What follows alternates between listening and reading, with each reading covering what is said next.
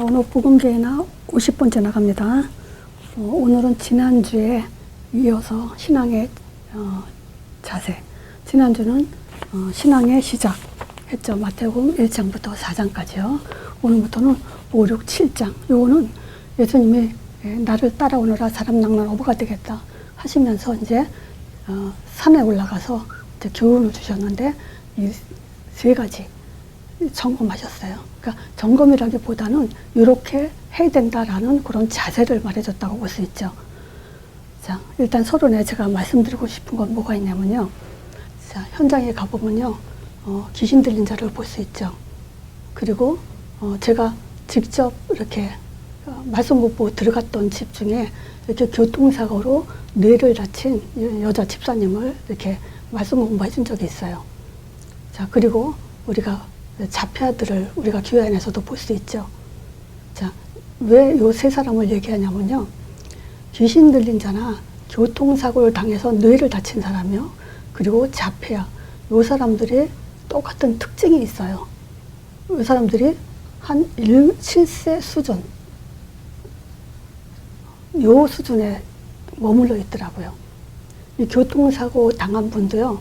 굉장히 머리가 좋고 똑똑하고 영어도 잘하고 대학도 좋은 데 나오고 지식인이에요. 근데 과거는 다 알아요. 영어도 내가 뭐라 그러니까 발음도 고쳐주더라고요. 그 정도로 지금 굉장히 똑똑한 사람인데 수준은요 7살 수준으로 살고 있어요. 그리고 귀신 들린 자도 그래요. 어렸을 때 귀신 들려서 지금 나이가 30, 40이 됐는데 그 수준은 7살 수준이에요. 또 자폐아도 마찬가지고요. 이 특징이 뭐냐면 7살 수준이라는 것은요, 현재 그 자신을 모른다는 거예요. 자기가 지금 어떤 상태인지를 알지 못해요. 자, 그뿐만이 아니고요. 이런 사람들은요, 미래를 갈 수 없죠. 자, 이 얘기를 왜 하냐.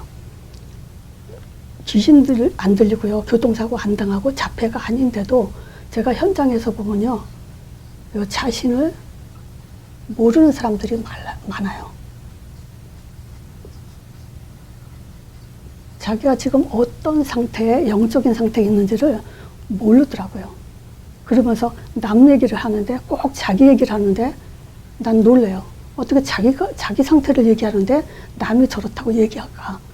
이런 걸 보면서, 그 본인한테 네가 그렇다, 이렇게 말을 못하죠. 그래서 제가 이 얘기를 하는 이유는요, 우리 자신을 모르는 사람들이 너무 많다는 거예요. 자, 그래서 신앙의 시작을 정말 가진 사람들은요, 우리가 정말 우리 자신을 어떻게 바꿔야 되냐면요, 이렇게 예수님이 말씀하신 것처럼 심령이 가난한 자는 복이 있나니 천국이 저희 것이며, 정말 참 복음을 받는 심령으로 교만하지 말아야 된다는 얘기예요. 사실은 복음은 신앙생활이 오래될수록 사람들을 보면요 굉장히 교만해요. 그리고 다 안다고 착각을 해요. 자, 그리고 애통하는 마음이 정말 없어요. 그리고 온유하지가 않아요. 그리고 말씀의 갈급함이 늘 있어야 되는데 답을 가졌어도요, 우리는 늘 날마다 24시 복음 안에 살아야 돼요. 이렇게 위에 줄인 자는 배부를 것이요. 또 국률이 여길 줄 알아야 돼요. 그러면 국률함을 받죠. 또 청결해야 돼요. 이 청결한 만큼 우리는 하나님을 보게 돼요. 화평케 하는 자 하나님의 아들이라고 불림받을 거예요. 그리고 의를 위해서 핍박받고 복음 때문에 욕을 먹고 핍박받는 자, 이런 사람들은요 천국이 저의 것이고 상급을 받게 되겠다 그랬어요.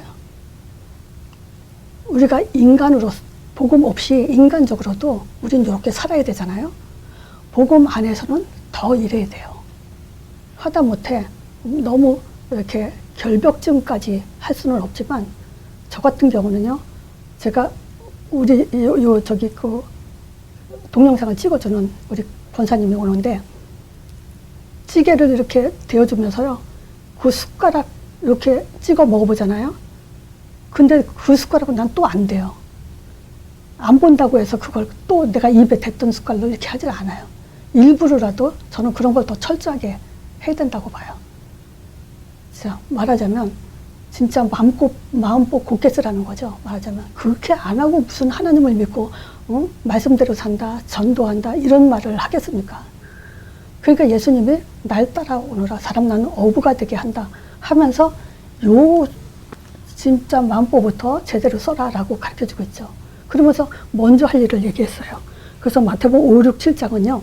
먼저 할 일을 초점을 둬 지금 얘기를 드리는 겁니다. 5장 23절이 그래요. 예물을 제단에 드리다가 거기서 내 형제에게 원망을 들을 만한 일이 있거든. 그렇게 생각나거든. 예물을 제단 앞에 두고 먼저 가서 형제와 화목하라 그래요. 먼저 할 일. 예배 전에 먼저 할 일이에요. 자, 이게 우리가 살면서 원망을 들을 일이 있어요. 그렇지만 그것도 모르게, 나도 모르게 원망을 들을 일을 했을 때는 그 사람이 원망했을 때는 무조건 사과하면 되죠. 근데 일부러 원망 들을 짓을 일부러 한다는 것은 그건 너무 악한 거죠. 그러니까 우리는 전도자로서 전도자, 지도자 수준에 올려놓으세요. 우리 자신을. 그리고 진짜 조금이라도 원망 들을 만한 일을 하지 말아야 돼요. 여기서 제가 더 추가하고 싶은 것은 뭐가 있냐면요. 먼저 화를 내지 마세요. 화낼 일이 있어도 먼저 화를 내지 마세요. 그래야 됩니다. 말하자면 우리는 어렸을 때 내가 화가 난다든가 어떤 짜증이 난다든가 이런 것을 이렇게 드러내는 것을 부끄러운 걸로 알았거든요. 근데 뭐 시대가 어땠는지 모르겠지만 너무 어른들이 어른답지 못하게 이렇게 짜증내고 화를 내고 막 이러는 거 보면요. 참 부끄러워요, 저는. 그래서 내가 교육을 잘 받아서 그런가 그건 모르겠어요. 근데 어쨌든 우리는 부끄럽게 생각했어요. 뭐 예를 들어서 버스를 탈 때 막 앞으로 먼저 타려고 간다든가 뭐 이런 그런 행동 같은 거는 굉장히 부끄러운 줄 알고 있었어요. 그래서 저는 그래요. 항상 부끄러움을 아는 사람, 이런 사람은 저는 좀 그 마음 자세가 참 좋은 사람이다라고 그렇게 생각이 듭니다. 정말 싸움을 걸어와도 먼저 화내는 거, 요거 정말 훈련하세요. 자, 그리고 마태복음 5장은 말하자면 요 마음 중심을 얘기했다 치면은요, 마태복음 6장은 기도라고 봅니다. 자, 우리가 신앙생활 하잖아요. 그러면 그 신앙생활 속에서 마태복음 6장에 하는 말이에요. 예수님이 유대인들한테 외식하지 마라. 기도할 때나 헌신할 때 나는 기도를 이렇게 한다. 너 이렇게 헌신하는 사람이다. 이런 식으로 티를 내지 말라는 거예요. 물론 요즘 뭐 그렇게 하는 사람은 없지만 그래도 내가 이만큼 했는데 나는 그래요. 몸이 아픈 사람이 어느 날 이렇게 이제 점심 식사 이런 교회 안에 그 준비를 하는 그런 일을 받고서는 모르겠어요. 어떤 일인지 말끝에 그런 말 하더라고요. 내가 몸이 이렇게 아픈데도 이걸 했다. 이런 얘기를 하는 거 보면요. 난 이해가 안 가요. 그냥 했으면 되는 거지. 그게 하나님 앞에 하는 거지. 그게 사람 앞에 하는 겁니까? 그러니까 우리는 일을 하고 뭐 할 때 내가 힘들었다 어쨌다 그런 얘기 할 필요 없어요. 해서도 안 되고 다 힘들어요. 나만 힘들겠어요? 다른 사람도 다 힘들지. 그러니까 그런 이렇게 자세를 좀 가져야 될 필요가 있다 이런 생각이 들어요. 그리고 뭐냐면 기도할 때 중언 부언하지 말라. 그러니까 이거는 이방인들이 하는 짓이다 이래요. 뭐 남녀호량계가 어떤 종교에서 계속 읊푸는 거 그런 것도 있고요. 어떤 중언 부언은 뭐냐 그냥 말하자면 쓸데없는 소리죠. 육신적인 기도. 나는 이것까지 중언 부언이라고 얘기하고 싶어요. 육신적인 일도 사실은 뭐 쓸데없는 소리죠. 그런 기도 하지 말고 그래서 먼저 할 일에 대해서 7장에 얘기한 것, 6장에 얘기한 것은요.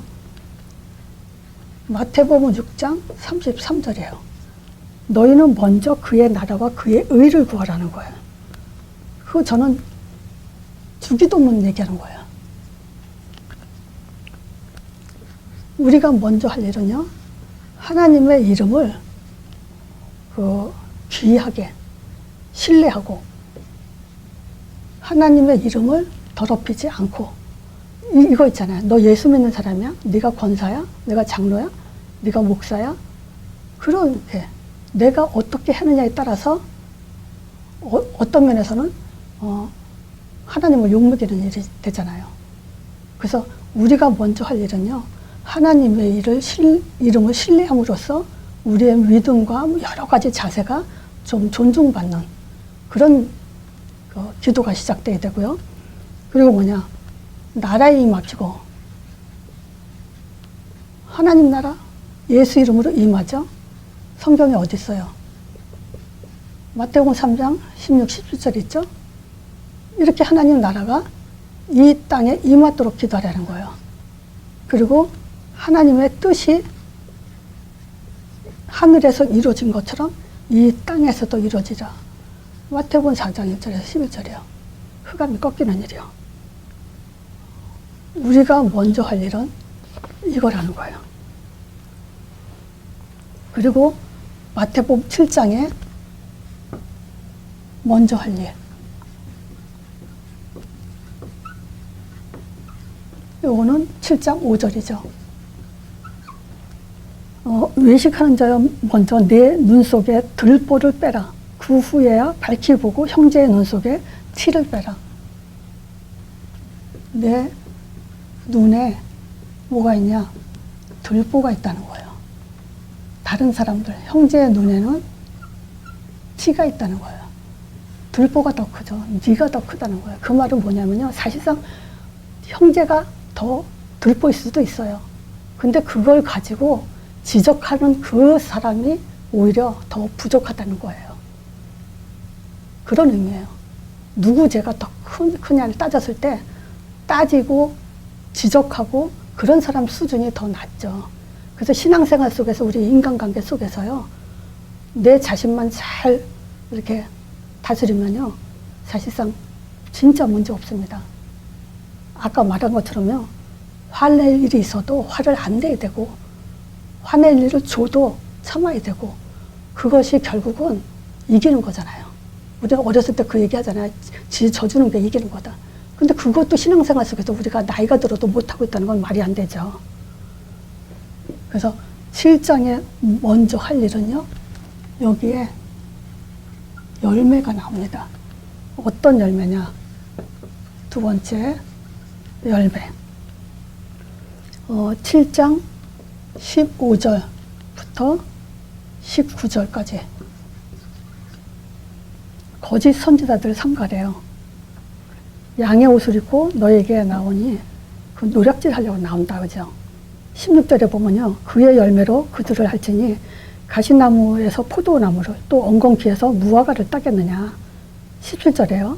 이와 같이 좋은 나무마다 아름다운 열매를 맺고 못된 나무마다 나쁜 열매를 맺죠. 그러니까 18절이 그죠. 좋은 나무마다 나쁜 열매를 맺을 수 없고 못된 나무가 예쁜 아름다운 열매를 맺을 수 없어요. 자, 근데 여기서 19절에 그러죠. 아름다운 열매를 맺지 아니하는 나무마다 찍어서 불에 던지운다는 거예요. 그러므로 열매로 알게 된다. 뭐죠? 심판이 따르는 거예요. 그래서 그래요. 우리 내 신앙이 지금 어떤 열매를 맺게 되냐. 요 신앙의 자세를 통해서 우리가 요거를 점검하면 너무 좋겠죠. 자, 신앙을 지키기 위해서는요. 먼저 나를 지켜야 됩니다. 그래서 10계명 얘기했죠. 10계명에서 4계명을 지키기 위해서는 6계명에서 마지막 10계명을 지켜야 된다고. 그래서 진짜요. 예수님이 제자들을 불러놓고 따라오느라 영적 사실을 보게 하고 지금 마태복음 5장, 6장, 7장 먼저 할 일이요. 이거에 대해서 얘기한 것은 그냥 지나갈 일이 아닙니다. 우리가 복음이면 다다 하지만요. 그 복음을 망치는 게 내 수준에 따라서 망칠 수가 있어요.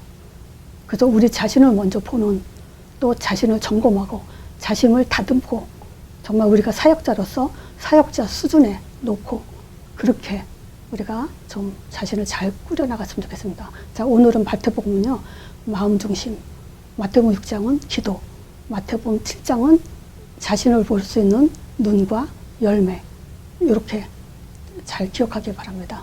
자, 이걸로 마치겠습니다.